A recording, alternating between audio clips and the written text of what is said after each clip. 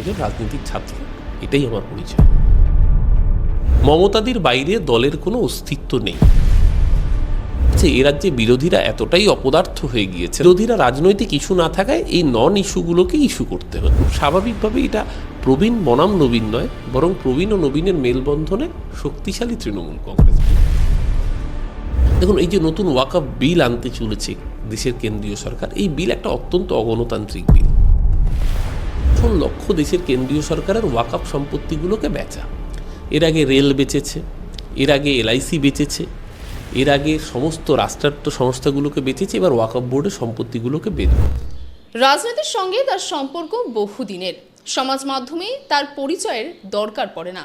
তবে শেষ 2 সপ্তাহের কিছু বিষয় যা তার পরিচয়কে নতুনভাবে করে তুলতে বাধ্য করছে। অরূপ, তুমি বলো, কি পরিচয় দেব? 98 ওয়ার্ডের কাউন্সিলর, তৃণমূল নেতা, নাকি প্রাক্তন মুখপাত্র? আমি একজন রাজনীতির ছাত্র হিসেবে চেষ্টা করি রাজনীতিকে বোঝবার এবং রাজনীতিকে দেখার। আমি নিজে চিন্তাভাবনা যদি বলেন, আমি একজন ধর্মনিরপেক্ষ ভারতবর্ষের নাগরিক, জাতীয়তাবাদী চেতনায় বড় হয়েছি। আমি সেই আঙ্গিক থেকে রাজনীতিকে, ভারতবর্ষের রাজনীতিকে দেখবার চেষ্টা করি, বোঝবার চেষ্টা করি। আমি একজন রাজনীতির ছাত্র, এটাই আমার পরিচয়। আচ্ছা দাদা, আজকে শুরুই করব। আমরা জানি যে বেশ কয়েকদিনের তৃণমূল কংগ্রেসের পালা বদল নিয়ে বেশ অভ্যন্তরীণ বক্তব্য চলছে, সাধারণ মানুষের মধ্যেও অনেক প্রশ্ন রয়েছে। সে বিষয়ে প্রথমেই জানতে চাইবো যে আমরা দেখলাম যে 2021 থেকে 2024-এ তৃণমূল কংগ্রেসের মুখ্যমন্ত্রীর পরে অভিষেক ব্যানার্জিকে দ্বিতীয় পদে আমরা বেশি দেখে এসেছি, তাকেই আমরা দেখছি নেতৃত্ব দিতে তারপর থেকে। কিন্তু হঠাৎ করেই আমরা দেখলাম যে বিধানসভা অধিবেশনে, শীতকালীন অধিবেশনে গতকাল মুখ্যমন্ত্রী একটি কথা বলেছেন যে দল আমি আর বক্সিদাই দেখব। তবে কি দ্বিতীয় নম্বর থেকে সরে যাচ্ছেন তিনি? দেখুন, আবারও বলছি, মমতাদি দলের সর্বময় নেত্রী এবং সর্বময় কর্ত্রী। মমতাদি বাংলায় কোটি কোটি তৃণমূল কংগ্রেসের কর্মী সমর্থকের কাছে আবেগ।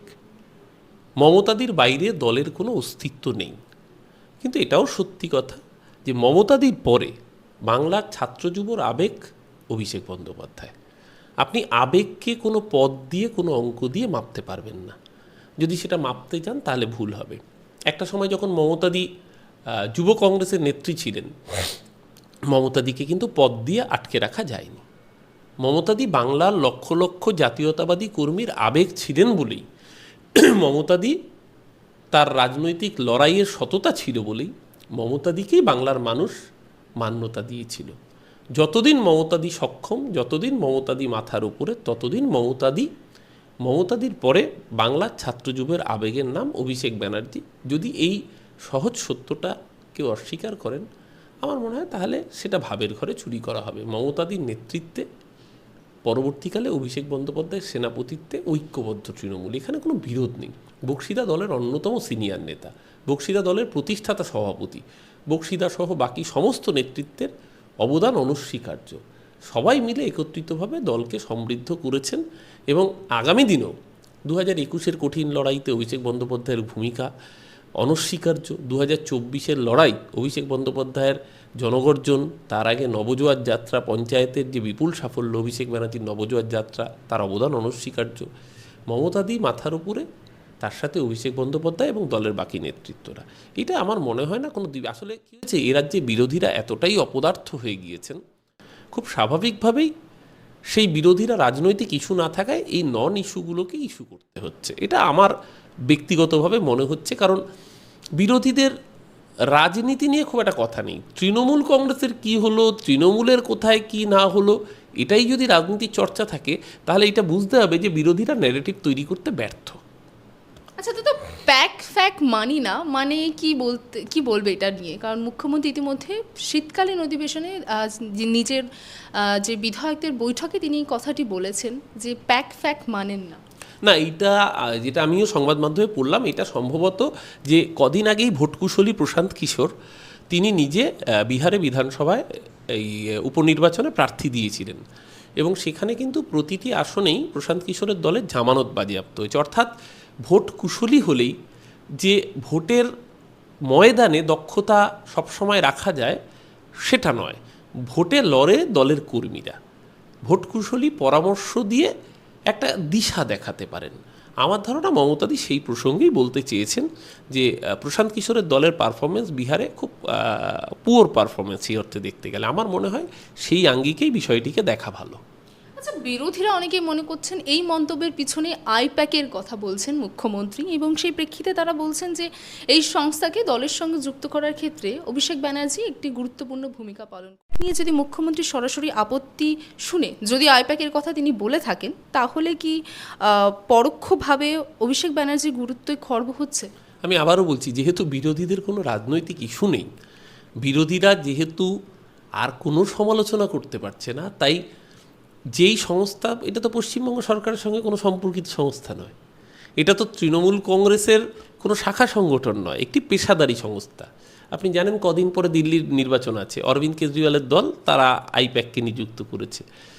2014 লোকসভা নির্বাচনে মোদির অন্যতম পরামর্শদাতা ছিল প্রশান্ত কিশোরের সংস্থা।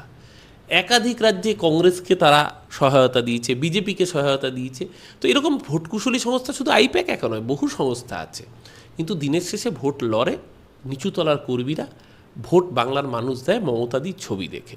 তো সেই ক্ষেত্রে মমতাদি আমার ধারণা এখনও বিহারের উপনির্বাচনের ফলের উপর ভিত্তি করে যে কথা বলেছেন, সেই কথাটা তো মানে বাস্তবতার সাথে একদম সাযুজ্য রাখা কথা, যে শুধুমাত্র পরামর্শদাতা সংস্থাই যদি সব নির্ধারণ করে দেয় তাহলে বিহারের ভোটে এই ধরনের ফলাফল হয় না। আমার ধারণা সেই প্রসঙ্গে কিন্তু যেহেতু এ রাজ্যে বিরোধীদের আর কোনো রাজনৈতিক লড়াই করবার মতো কোনো অস্ত্র নেই, এই ধরনের নন ইস্যুকে ইস্যু করতে হচ্ছে। আচ্ছা দাদা, আমরা দেখেছিলাম যে 2024-এর আগে তৃণমূলের নবজোয়ার দেখা গিয়েছিল এবং সেখানে নবীনদের বেশি প্রাধান্য দেওয়া হয়েছিল। তবে কি এবার 2025-এর আগে তৃণমূল কংগ্রেসে প্রবীণদের জোর দেখা যাবে? কারণ আমরা হালই যা সিদ্ধান্ত দেখছি সেখানে প্রবীণদের বেশি অগ্রাধিকার দেওয়া হয়েছে। দেখুন, তৃণমূল কংগ্রেস একটা ঐক্যবদ্ধ দল। তৃণমূল কংগ্রেসের নেত্রী মমতা ব্যানার্জি এবং ঐক্যবদ্ধ দল, এটা আমার কথার জন্য নয়, এটা প্রতিটা নির্বাচনে বাংলার মানুষ প্রমাণ করে দিচ্ছেন যে তৃণমূল কংগ্রেসের কোনো বিকল্প নেই। সেই জায়গায় দাঁড়িয়ে অভিষেক বন্দ্যোপাধ্যায় তার নিজস্ব চিন্তাভাবনা, অভিষেক বন্দ্যোপাধ্যায়ের যে অ্যাপ্রোচ, তিনি বারবার করে বলছেন পারফরমেন্স ড্রিভেন কাজের কথা, তিনি বারবার করে বলছেন যে ইভ্যালুয়েশনের কথা, এবং এটা তো বাস্তব আজকের দিনে দাঁড়িয়ে যে সত্যি সত্যি পারফরমেন্স ড্রিভেন যদি সংগঠন হয় তার আউটপুট অনেক বেটার প্রোডাক্টিভিটির জায়গা রাখে। সেই জায়গায় দাঁড়িয়ে আবার একই সাথে সাথে প্রবীণদের যে অভিজ্ঞতা, মমতাদি সবসময়ই চান প্রবীণদের অভিজ্ঞতাকে কাজে লাগিয়ে নবীনদের তারুণ্যের জায়গাটাকে সেটাকে সামনে এগিয়ে নিয়ে যাওয়ার। মমতাদি তো নিজেই বলেন যে তিনি 3টে জেনারেশন পরবর্তী তৈরি করে দিয়ে যাচ্ছেন। তো খুব স্বাভাবিকভাবেই এটা প্রবীণ বনাম নবীন নয়, বরং প্রবীণ ও নবীনের মেলবন্ধনে শক্তিশালী তৃণমূল কংগ্রেস বলে আমার ব্যক্তিগতভাবে অন্তত বাংলার নির্বাচনের যে ফল আসছে সেই ফল কিন্তু এই ধারণাটাকেই আরও সঠিকভাবে প্রমাণ করছে। আচ্ছা, ইতিমধ্যে আমরা একটু অন্য প্রসঙ্গে যাব। ইতিমধ্যে আমরা দেখলাম যে একদিকে কলকাতায় ওয়াকফ বিল নিয়ে সভা তৃণমূল কংগ্রেসের, অন্যদিকে অভিষেক ব্যানার্জির ডক্টর কনভেনশন একই দিনে, এবং যে মন্তব্য উঠে আসছে যে আমরা জানি ওয়াকফ বিল সম্পূর্ণ একটি রাজ্যসভার বিষয় এবং মাফ করবেন লোকসভার বিষয়, এবং সেই প্রেক্ষিতে অভিষেক ব্যানার্জি যেদিন ডক্টর কনভেনশন ছিলেন সেদিনই এখানে ওয়াকফ সভা হলো। কোথাও কি অভিষেক ব্যানার্জিকে প্রাপ্ত করা হচ্ছে? না, দুটোর গুরুত্ব দু রকমের। অভিষেক ব্যানার্জির যে কর্মসূচি সেটা ডায়মন্ড হারবার লোকসভার 7টি বিধানসভাকে নিয়ে 70 দিন ব্যাপী কর্মসূচির ঘোষণা করেছেন তিনি। প্রতিটি বিধানসভায় 10 দিন করে, এবং এটা তো ঘটনা আমাদের দেশে বিশেষ করে গ্রামাঞ্চলে মানুষের যে সচেতনতার অভাবে অনেক সময় দেখা যায় একটু বেসিক, মানে ধরুন একজন প্রেশারের রুগী, তিনি হয়তো জানেনই না যে তার এত হাই প্রেশার রয়েছে। সেখানে যদি তার প্রেশারটা মাপা হয়, তার যদি ন্যূনতম প্রেশারের ওষুধটুকু যদি কনসার্ন স্বাস্থ্যকেন্দ্র থেকে যেটা পাওয়া যায়, সেই অ্যাওয়ারনেসটা প্রচুর মানুষের জীবন বাঁচাবে। এটা মানে এটা কি মানে খুব মানে অন্য রকমের চিন্তাভাবনা, মানে যে এক্সিস্টিং স্ট্রাকচার সেট আপ রয়েছে সেটাকে অপটিমাল ইউজ করে মানুষের পাশে দাঁড়ানোর এই যে প্রয়াস অভিষেক বন্দ্যোপাধ্যায়, তিনি কি করেছেন, তিনি জেলার হাসপাতালগুলো পরিকাঠামো, তিনি জেলার যে পাবলিক হেলথ সেন্টারগুলো, যে পঞ্চায়েত লেভেলে যে রুরাল সেন্টারগুলো, হেলথ সেন্টারগুলো, সেই পরিকাঠামোগুলো সেই ডাক্তারবাবুদের কাজে লাগিয়ে যে প্রাইমারি চেক আপ বলে না, prevention is better then cure, সেই জায়গাটা অভিষেক বন্দ্যোপাধ্যায় ধরতে চেয়েছেন। এটা ডায়মন্ড হারবার লোকসভা কেন্দ্রিক একটা এমন কর্মসূচি যেটা আগামী দিন হয়তো সারা রাজ্যকেই পথ দেখাবে। সেই কর্মসূচি আর ওয়াকফের কর্মসূচির আরেকটা আলাদা গুরুত্ব আছে। দেখুন, এই যে নতুন ওয়াকফ বিল আনতে চলেছে দেশের কেন্দ্রীয় সরকার, এই বিল একটা অত্যন্ত অগণতান্ত্রিক বিল। একটা ওয়াকফ বোর্ড, এটা তার সিদ্ধান্ত হবে, সেটা সম্পূর্ণভাবে মুসলিম সংখ্যালঘুদের প্রপার্টি নিয়ে সিদ্ধান্ত হবে। সেখানে কেন অন্য ধর্মের প্রতিনিধি থাকবেন? আজকে যখন রাম মন্দিরের কমিটি তৈরি হয়, তখন কি সেখানে কোনো মুসলিম সংখ্যালঘু মানুষকে রাখা হয়? হবে না। খুব স্বাভাবিক কারণেই রাম মন্দির কীভাবে পরিচালিত হবে। তেমনি একইভাবে মুসলিম যে প্রপার্টিগুলো রয়েছে, সেই প্রপার্টিগুলোর পরিচালনা কার হাতে থাকবে, সেটার মধ্যে অমুসলমান কেন অন্তর্ভুক্ত হবে? প্রথম আপত্তির জায়গাটা এখানে।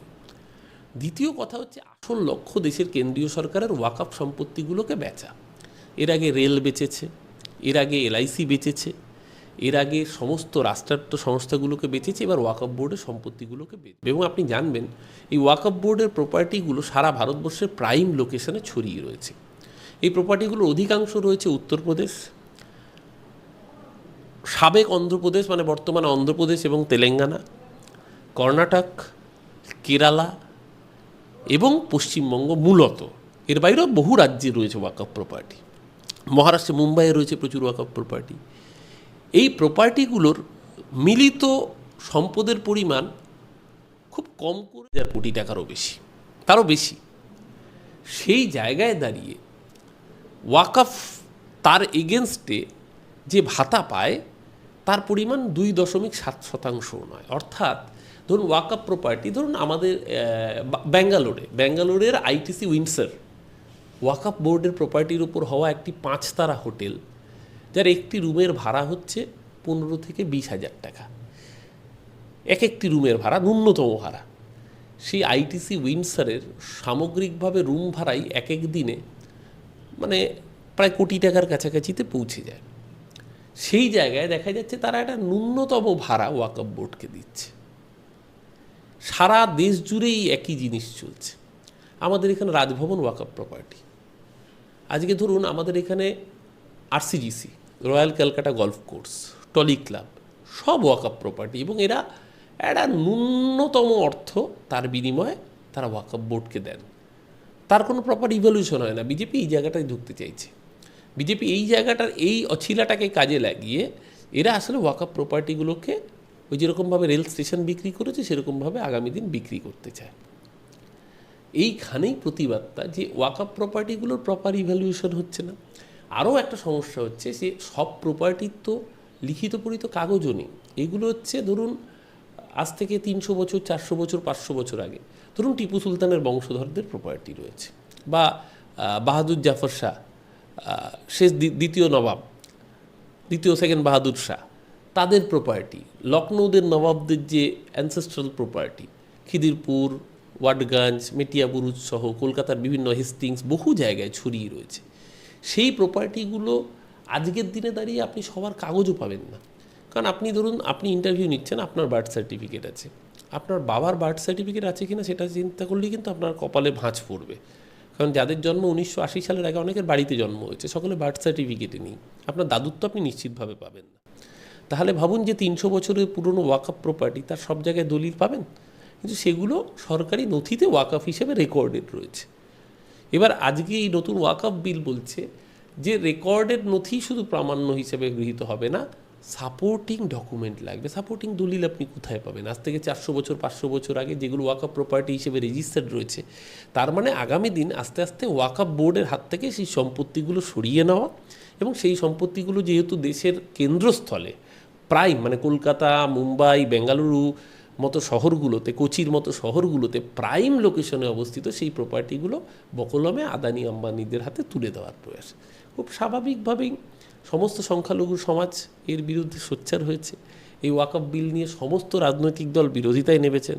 মুখ্যমন্ত্রী মমতা ব্যানার্জি পরিষ্কার দ্ব্যর্থহীন ভাষায় জানিয়েছেন এই বিল অগণতান্ত্রিক, এর বিরুদ্ধে রাস্তায় নামবে দল। পার্লামেন্টে প্রতিবাদ হচ্ছে, নোটিশ জমা পড়েছে, আলোচনা হবে। তাই ওয়াকফ নিয়ে আন্দোলন হয়েছে। দুটো অভিষেক ব্যানার্জির সভা এবং ওয়াকফ দুটো আলাদা সাবজেক্ট। এই দুটোকে হয়তো মিডিয়ার সৌজন্যে আপনাদের টিআরপির জন্য আপনারা এক করে দেখতে পারেন, কিন্তু আমার মনে হয় না যে এইটার সাথে এইভাবে এক করে দেখাটা সমীচীন কাজ হচ্ছে। ওয়াকফ বিল অত্যন্ত গুরুত্বপূর্ণ একটি সংশোধনী, যেই সংশোধনীর প্রতিবাদ হওয়াটাই উচিত।